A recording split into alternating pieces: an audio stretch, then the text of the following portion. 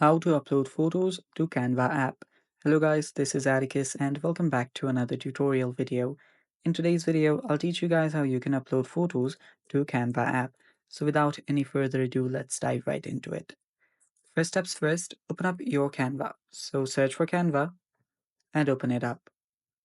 After you open up your Canva, make sure you're logged in into your account. After you do that, you can start a new project. So for that, tap on the plus icon on the middle there, and then you can create a custom size. So let me just create a custom size of 1080 and again 1080 and done and create new design. So this is how you create a new canvas for your project. So after you're here to import in picture, simply tap on this upload option. And on your upload option, you can tap on upload files, then choose your device, then for your photo library. After you choose your photo library, you can simply select different photos that you want to upload.